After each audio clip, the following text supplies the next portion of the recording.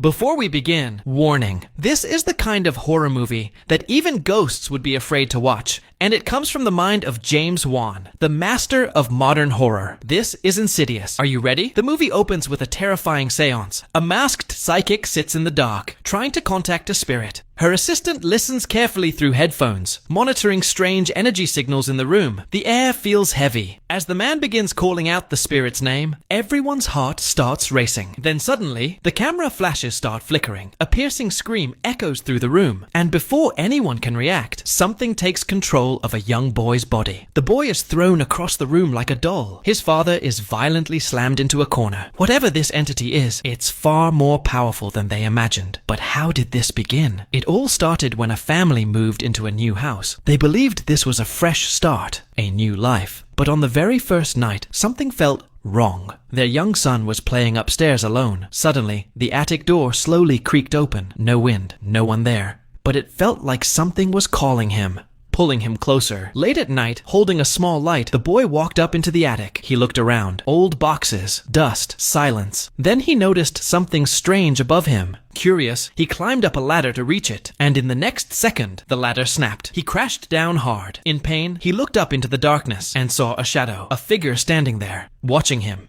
His mother rushed upstairs. His father followed. But when they checked the attic, there was nothing. No shadow. No sign of anything. Their son had only minor injuries, so they brushed it off. But as they were leaving, they noticed something chilling. A box in the corner of the attic. They had just moved in. They never put anything up there. So where did the box come from? And that was only the beginning. The very next day, their son suddenly fell extremely ill. His skin turned pale. He stopped waking up. Doctors ran every test possible. Everything was normal. No disease, no explanation. Yet he remained in a deep coma. Days turned into weeks. Weeks turned into months. 3 months passed. Nothing changed. And then, the younger brother started hearing footsteps at night. Slow, heavy, walking inside his room. But every time he opened his eyes, silence. Nothing there. One night, he heard the footsteps again. He slowly closed his door.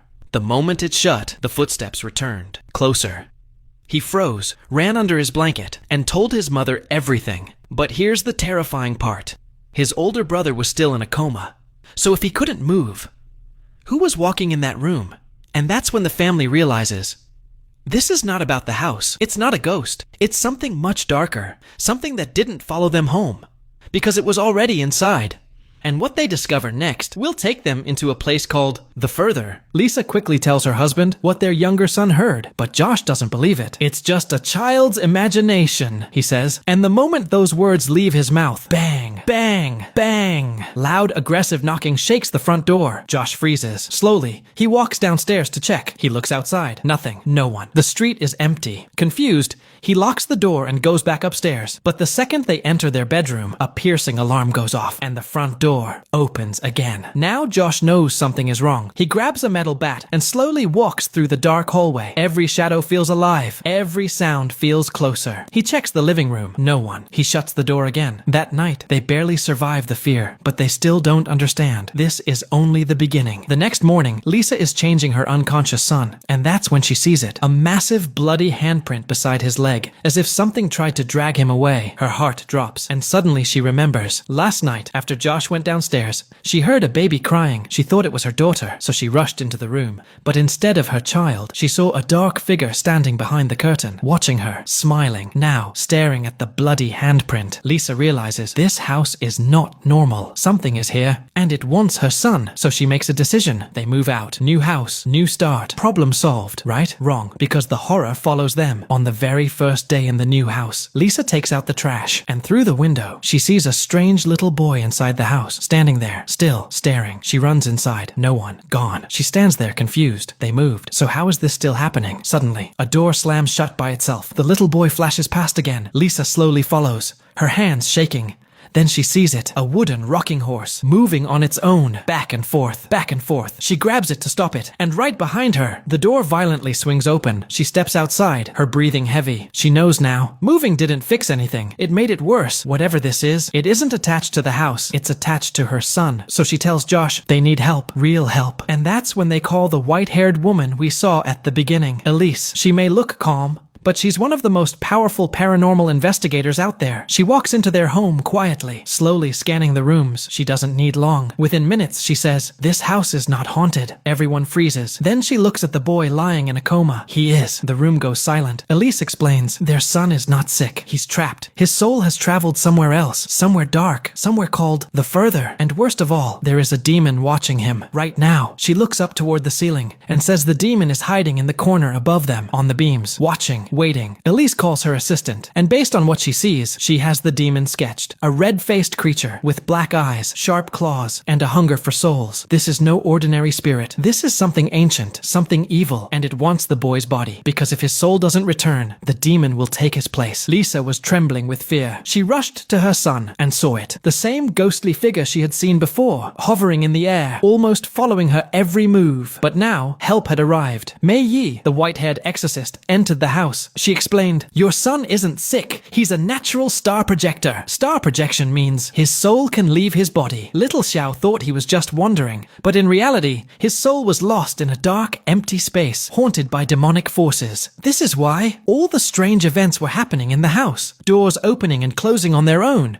Shadows moving, strange noises, everything was connected. If they hadn't discovered this in time, the demon would have dragged Xiao's soul straight into hell. Mei Yi revealed, the only solution now is a powerful summoning ritual to bring Xiao's soul back from the dark void. Only then could the chaos end. Otherwise, the demon inside him would run wild. They prepared immediately. Lightning flashed. Thunder roared, the wind howled like a storm, and then the demon appeared. With one strike, it sent an assistant flying several meters. Mei Yi sprang into action. She held Xiao's forehead tightly and shouted at the demon, "Leave now!" Within moments, the demon was expelled. Calm returned to the house. Mei Yi contacted Xiao's mother immediately. Xiao's father, Zhou, was confused. What does my mother have to do with this? But Mei Yi revealed something shocking. Xiao's condition comes from your unique inherited ability. As a child, Zhou had experienced the same. Sudden soul projections and strange phenomena. Even in photographs, a mysterious shadow would appear. At first, Zhou's mother dismissed it as a camera glitch. But as the events grew stronger, she realized, "My son is cursed by a demon."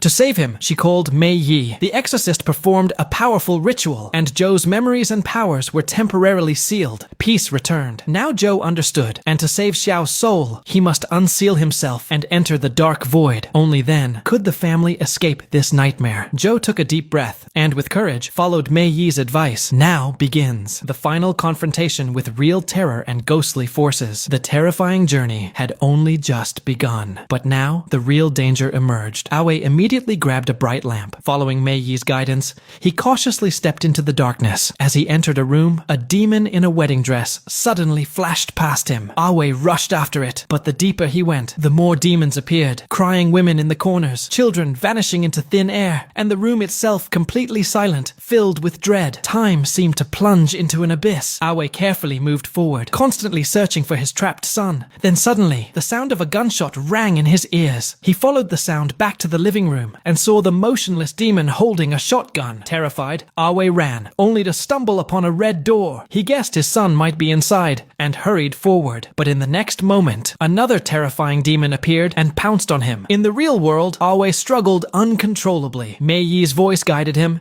and he finally broke free from the demon's grip. Aoi opened the red door, walking through the shadowy corridor, and finally found his trapped son. But just as he unlocked the chains, he suddenly saw something horrifying. Looking back, a blood-red demon approached him. It slammed Aoi to the ground and attacked again, so powerful that the entire house shook. Aoi showed courage, lifting his son and fleeing. Dark shadows and ghostly figures surrounded them. The house shuddered violently and the lights went out. At that critical moment, Liza used her voice to guide them, helping them find a safe path through the horde of demons. As the house gradually calmed, Mei Yi realized Aoi was almost back. Suddenly, the room shook again, and an eerie noise echoed through every corner. Before they could react, a demon appeared behind the kitchen cabinets. They quickly closed the cabinets, shining their lamp on Aoi. This prevented the demons from entering the real world through him. Liza rushed to Aoi, calling him back. He opened the front door with his son, and in the mirror, they saw the same demon that haunted him before. Finally, Aoi returned to the real world, and his son woke up. But the story wasn't over yet. Before leaving,